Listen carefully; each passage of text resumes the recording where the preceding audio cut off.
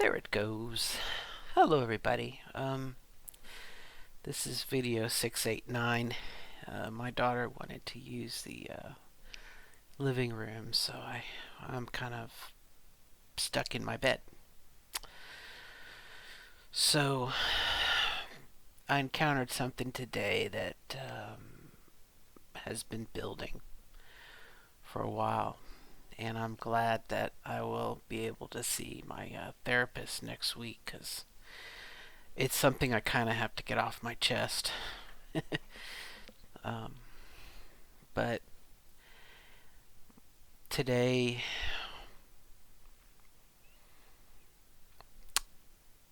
one of my friends,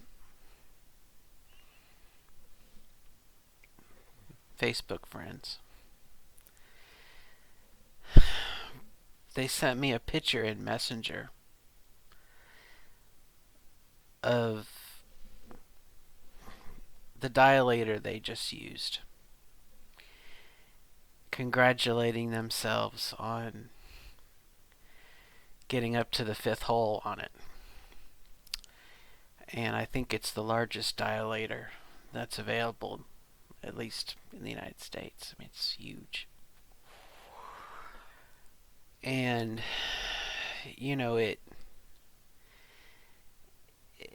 it just I, I have an issue here. I do. I'm jealous. I think. You know, I'm jealous. And to a degree, that's too easy. It's too easy. It's more than that. There's more than that there. Um, you know, Certainly I could start off with little purple and work my way up if I wanted to tomorrow, tonight, right now. If I wanted to, get it. It's right next to me. I keep looking over there at my basket. Um, but I have an obstacle which I got to work through. I could come up with some excuses. I don't like the feeling. I don't like the sensation. You know, I don't like shoving a piece of plastic up into me. It just doesn't, you know, it doesn't it doesn't thrill me, it doesn't excite me, it doesn't move me. It doesn't, you know, and you know, back when I could fit big dilators in me, I was like, damn, why am I doing this? It's such a freaking hassle. Da da da da da da da da. And I think part of it is because I don't have any sensation down there. Um, you know, I didn't. I had after my first surgery, I had a complication. I had to go in and have a second corrective surgery, and I don't have any feeling. I don't have any sexual feeling. I don't have any. I mean, I don't have any pleasurable. It's not a pleasurable exercise at all for me to touch and feel down there. And so, out of the gate, you know, and I guess the reason why I'm sharing this is because, my response to her was, way to go, congratulations. And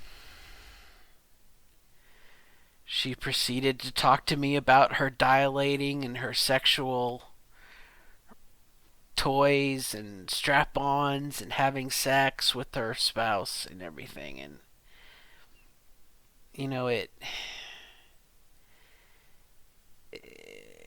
that's where the jealousy comes in. you know um, I have some toys myself, but I never got any pleasure out of them. And of course I never could stick them all the way in either. Um, my whole, even when I could get the big orange in there, like I said, it didn't do anything for me, and it didn't excite me, and I wasn't stimulated. I haven't been sexually stimulated, sexually. And maybe that's an issue for a therapist. Obviously, yes, I'm gonna talk to my therapist. Yes, yes, yes. But there's a part of me that's I'm jealous. I am, you know, and I look at myself where I'm at now, you know, and maybe I feel revulsion. I feel my own revulsion at my body, you know.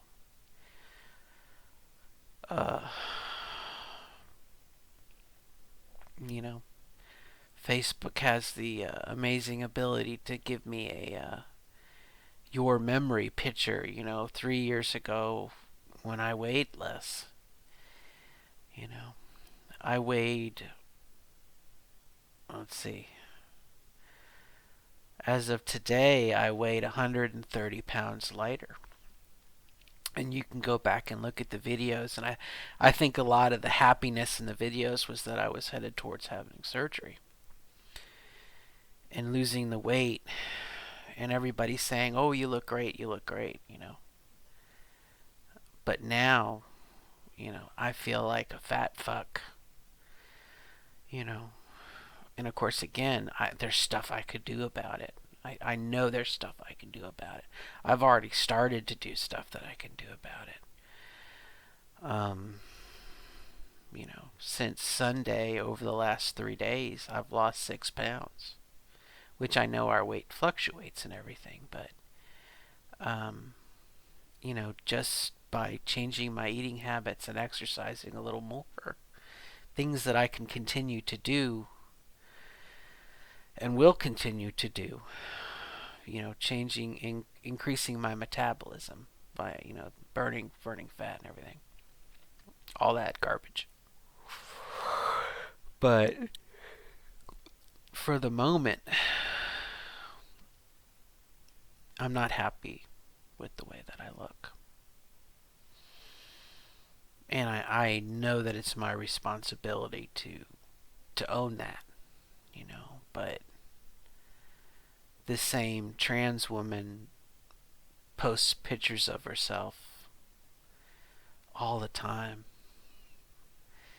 and they're like, "Look at me" photos. And I started saying "look at me" every time I see a picture of her now on Facebook. It's a "look at me," and I'm envious. So you could say, well, get off your ass and work out and exercise, and that's kind of what I'm doing. But I know that the version of me from 3 years ago was not a healthy version. I starved my body, and I hurt myself afterwards. I mean, I did some damage because I lost weight too quickly and in an unsustainable way. I wasn't living. I was a raw vegan. There's one more that's beyond vegan. I think vegan is. Yeah, I was a raw vegan. And so my body just ate itself. And anyway. So I guess I'm looking for a happy balance. I'm looking for a happy medium. I want to live my life and enjoy, but I know that, I can't go on, the way things are right now. And I made mention too about hormones. I can't take hormones. I haven't taken estrogen in 9 months. And tomorrow I go and I see the blood doctor, and I'm gonna beg him, please, I need estrogen. I want estrogen. I'm so bad, so bad. And if he says no, I gotta come up with the response. Either I gotta get a second opinion, or Um, I got to get a new doctor. I don't know. I don't know, and I don't want to. I don't want to burn that bridge to it. Get it? But you know, um, and that was something else that she said to me. I don't know why. It happened tonight. It was a messenger post. She she bragged about her dilating, and then she bragged about her sexual partner, and then she bragged about her voice lessons she was taking. Maybe I should rephrase it. She shared with me, but it was bragging, the voice lessons she was taking, and then she was going to see her endocrinologist tomorrow to adjust her hormones and see about breast implants.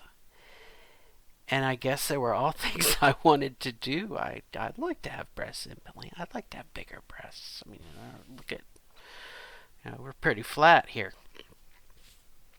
Floodplain flat here.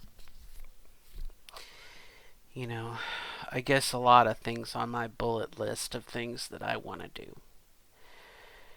And she's doing them and bragging, and it initially, like I said, it shut me down, and I started to cry. And I have to take ownership for for me being envious and jealous, and to ask myself, okay, what can I do about that? You know, we're gonna talk to my blood doctor tomorrow and see. I'm hoping that with blood clots, I haven't had a blood clot in 6 months. I think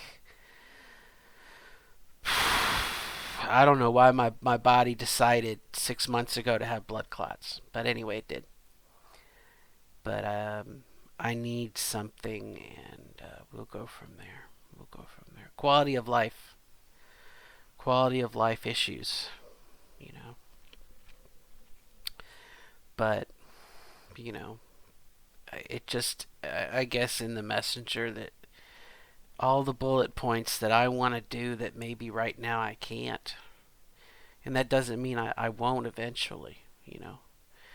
If let's say I lose 50 pounds, get myself down to 300 pounds or less, I'd be very happy with that. 300 pounds or more. But if I could get down to 300 pounds, I could probably convince the blood doctor, hey, I'm living better, I'm healthier. That would help my self-esteem and might make me feel a little more physically attractive. I don't know. I don't know. I feel, put this in perspective, I feel right now about myself as a woman the way that I did some 20 years ago as a man. That I was physically repulsive. I was never going to find somebody. I was never going to date somebody. I was never going to be intimate with someone. I was never going to have sex. Or just that intimacy, that friendship, I wasn't going to have it. And that's the way I feel right now. And so her comments to me were just, it pushed me. It pushed me back into my cave. It pushed me back into my cave. And I know I've said that before on this channel, that if it's not just me, maybe there's an element of stuff we need to be aware of when we talk about our transition and the things we're doing, that we don't brag about it, that we don't, we need to realize our audience. And if there's someone who can't transition because of finances, or they can't do something because of their kids or their spouse or whatnot, we wouldn't gloat. You know what I mean? We wouldn't gloat about it. And certainly I feel happy for her and other trans women that I know that have found somebody, or their wife didn't leave them. It's like I said, I've got some jealousy issues, and it's made me a very negative person. I don't like it. I don't like the feeling of it. I think, and I think also too, some of it is not being on estrogen right now. You know, that angriness that testosterone brings. I think when you're feminine, when estrogen, for me, how it affects me, we all get affected differently. It makes me more compassionate. It makes me more at ease. It makes me more um, empathetic to people around me. And like I said, this other woman, I'm happy for her. I'm happy. She's doing voice training. She's doing electrolysis. She's having sex. I mean, what else do you want? She's beautiful. She wears a size 7 shoe. I mean, her body is female up the yin. And I look at myself and I admit the jealousy is there. But I don't want to be her. I don't want to. It's, there's trouble in Camelot. Something's rotten in Denmark. Everybody's got something in their lives that's not, things are not perfect. But,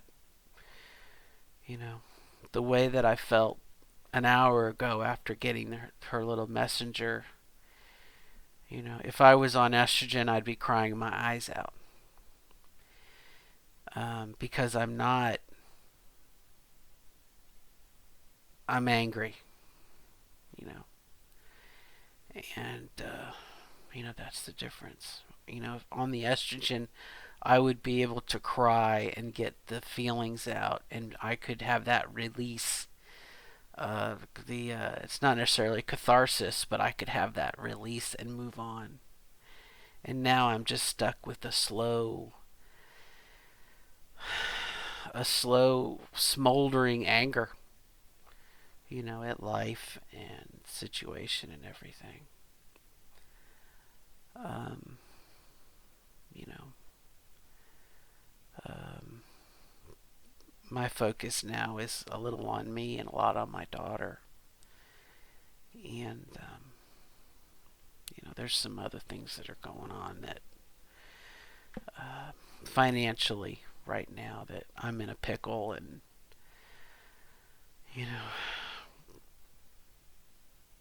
to have a double income and no children. Oh my gosh. But I wouldn't give up my daughter. I love my daughter. And who knows, maybe,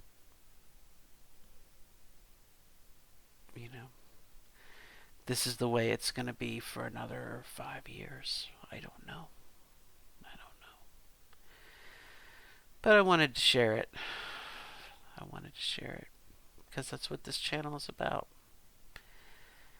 And the other day,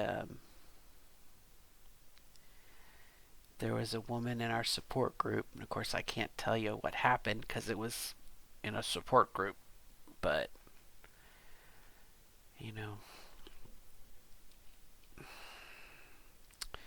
I'll make it a generality. I thought that I would have my surgery and it's a cliche, everything would be wonderful.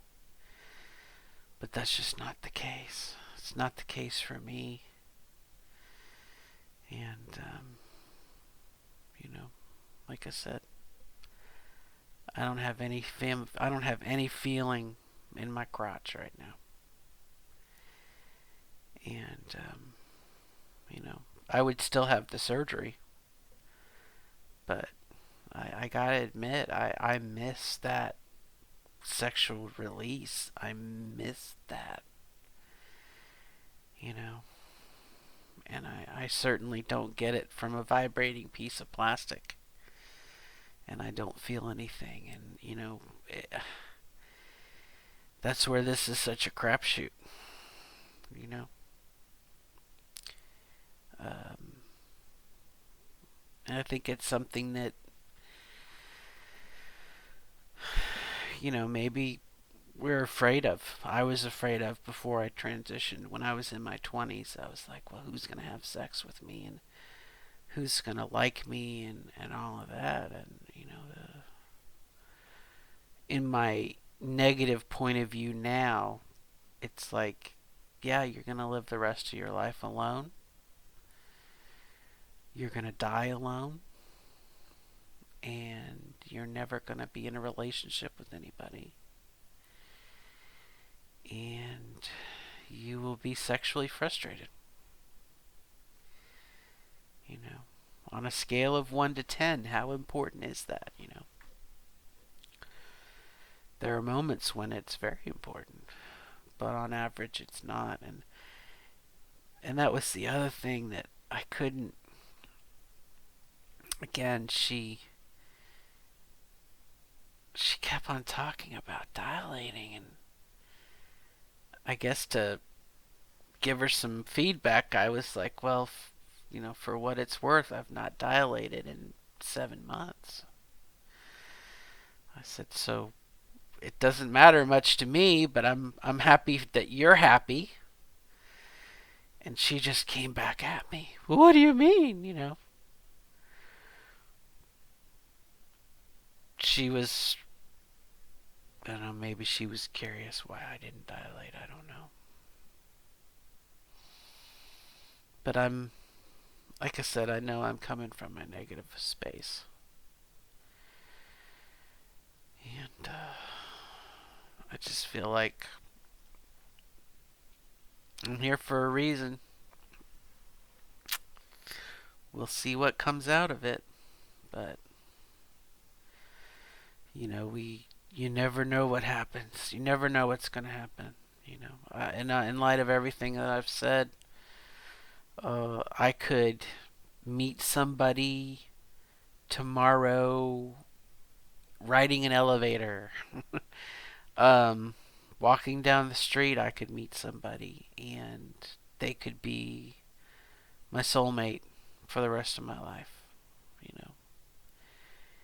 And they could stimulate me and make me feel like the woman that I want to be, the woman that I am on the inside.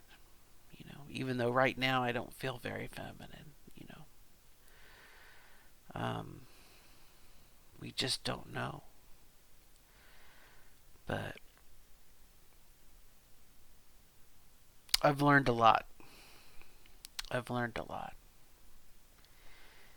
And, how can I share what I've learned? Number one, without me sounding like a judgmental bitch.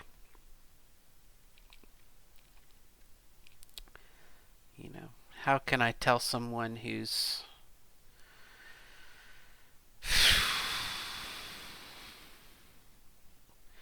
gloating and making me feel bad? I can only imagine what it would be like for someone who's considering transitioning, or unsure of themselves, or they know they can't transition because they don't have the money, or they lost their spouse over their, transition, to have a trans woman brag about all those things. I can only imagine. It makes me feel like shit, you know. I'll end on a story. My stepfather told a story about two women, and the one woman was a braggart. They were co-workers, and she came in on one day and she said, "Oh, look at my diamond ring! Isn't it pretty? My husband got this for me. It's wonderful. It's a beautiful diamond ring." And the other woman said, "Well, that's nice." She said, "Oh, yes, he loves me." And then the next day she came in. She had car keys. She said, "Look at my car keys. My husband bought me a car. Isn't it great? It's the most beautiful car in the world. Come look at my car." And the other woman said, "Well, that's nice." And then later in the week, the woman came in with the mink coat. Tells you how old this joke is.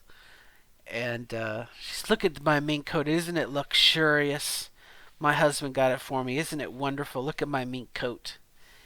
And the other woman said, "Well, that's nice." And the first woman said, "So what have you been doing? What's new with you?" And the other woman said, "Not much. I've been going to a charm school." And she said, "Well, really, what have you learned?" And she said, "Well, when people try to impress me with things I don't give a fuck about, I've been taught to say, that's nice." So, maybe that's the lesson or the takeaway is, you don't want to turn someone off. So maybe you just say, well, that's nice. But as I said, I think I would caution, if you're doing things that people can't do, you really are rubbing it in, be aware of what you're doing, I don't know. But again, maybe that's just sour grapes on my part. And I hope that in the future, pardon me, it's late, maybe a year from now, I'll be back on estrogen. Maybe I'll be 25 pounds lighter. I'll feel better about myself. I'll have my self-esteem back and whatnot. I'll be looking into maybe some breast implants. Who knows? Right now, I feel like a goon. Popeye's olive oil. What was her name? The goon? Wasn't Bernice. Oh, it wasn't Ethel. I'm going to have to look that up. But Olive Oil's friend was a goon, and she was a female goon because she had a flower in her hat, right? The universal symbol of womanhood. And it was just one of those things. That's the way that I feel right now. That's the way that I feel. So, all right. Well, I'm going to sign off, but just had to share, and I hope that all is going well for you. This process, will it ever end? Does it ever end? Probably not. Maybe we reach a stage at which we're just comfortable. I had today. I had 3 different people call me sir on the phone, and there was a time that would have really bothered me, and now it's like, I don't care. Could I get to be that same I don't give a fuck attitude about everything? Maybe that's where I'm headed. I don't know. But it does make me feel like a very negative person, a very bitter person. So, we'll see. In the meantime, best of luck to you, my friends. Good luck in becoming your authentic self.